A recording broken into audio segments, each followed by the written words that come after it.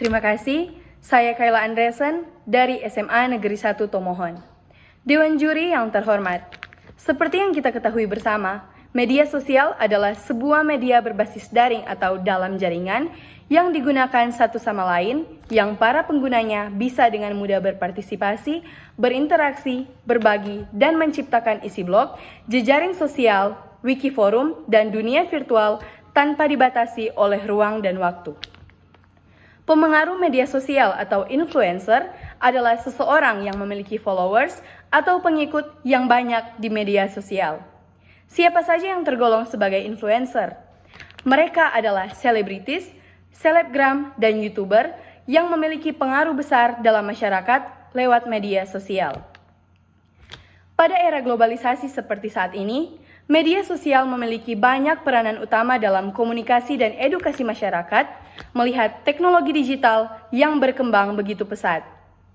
Berbagai pengaruh positif dari media sosial dapat kita rasakan, di antaranya sebagai media dan sarana komunikasi, meningkatkan pengetahuan tentang apa saja yang terjadi di negara luar dengan cepat karena jangkauannya yang mencakup seluruh dunia, serta sebagai sarana untuk membagikan informasi sekaligus mengedukasi masyarakat yang melihatnya.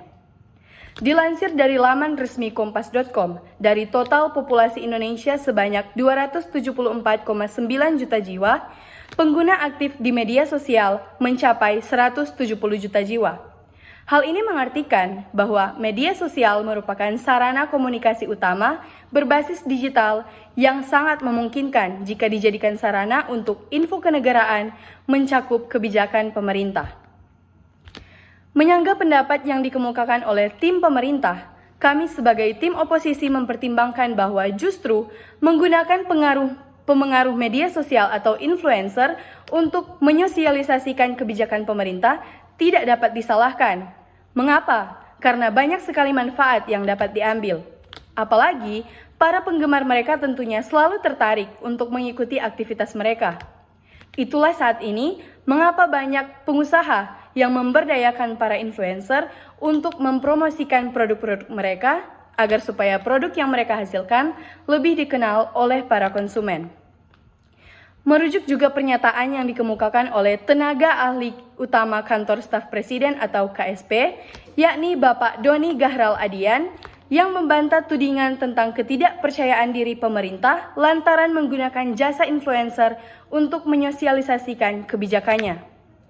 Justru, bukannya tidak percaya diri dengan kebijakannya, namun penggunaan influencer dimanfaatkan untuk memperluas jangkauan sosialisasi kebijakan, terutama di kalangan milenial. Mengapa? Karena program pemerintah sejatinya harus dipahami seluruh lapisan masyarakat. Dan dapat kita lihat pada situasi sekarang ini, sebagian besar segmen masyarakat, khususnya generasi milenial, lebih banyak menggunakan media sosial. Jasa influencer digunakan karena memiliki pengaruh sehingga berguna untuk menyosialisasikan kebijakan-kebijakan pemerintah. Di samping itu, setiap lembaga pemerintahan juga memiliki juru bicara untuk menyampaikan sejumlah kebijakannya. Mengapa tidak jika juru bicara tersebut juga seorang influencer? Karena pada zaman ini, seorang influencer dapat lebih mempengaruhi masyarakatnya. Nyatanya, pada saat ini, influencer juga lebih dikenal oleh masyarakat. Pada saat ini juga, seperti yang kita ketahui bersama, negara Indonesia masuk ke dalam 5 besar pengguna media sosial terbanyak di dunia. Perlukah hal ini dihindari atau ditolak? Kami rasa hal ini justru dapat dijadikan tolak ukur langkah besar pemerintah untuk lebih kreatif dan menjalin hubungan erat dengan masyarakat. Bahkan, dilansir dari laman resmi liputan6.com, bukan hanya masyarakat awam, nyatanya pejabat pemerintahan hingga presiden juga turut menggunakan media sosial untuk menyosialisasikan kebijakan pemerintah. Tak hanya itu, Presiden Republik Indonesia juga justru mendukung penggunaan media sosial yang tentunya menggunakan konsep yang optimis dan menghindari berita hoax. Dan agar masyarakat tidak terpengaruh akan berita-berita bohong yang beredar, berbagai laman media sosial berbasis pemerintahan kini tersedia untuk menyelesaikan masalah tersebut. Dewan Juri yang terhormat, melihat fakta di atas, kami selaku tim oposisi menyimpulkan bahwa pemanfaatan para influencer justru akan meningkatkan efektivitas dalam kinerja pemerintah untuk menyosialisasikan dan mengedukasi masyarakat tentang kebijakan-kebijakan yang diluncurkan.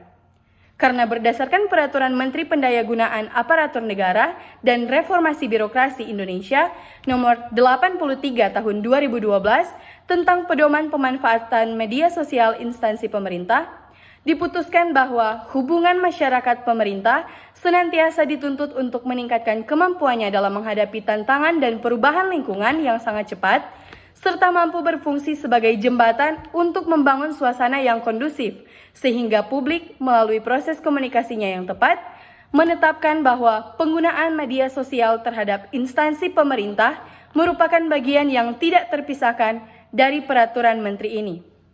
Oleh karena itu, melihat peraturan pemerintah dan fakta yang ada di lapangan pada saat ini, kami tidak setuju terhadap apa yang dikatakan oleh tim pemerintah yang mengatakan bahwa pemerintah tidak boleh menggunakan influencer untuk menyosialisasikan kebijakan pemerintah, dan justru kami menyimpulkan bahwa pemanfaatan pemengaruh media sosial atau influencer tidak bisa disalahkan dalam proses menyosialisasikan kebijakan-kebijakan yang diatur oleh pemerintah. Terima kasih.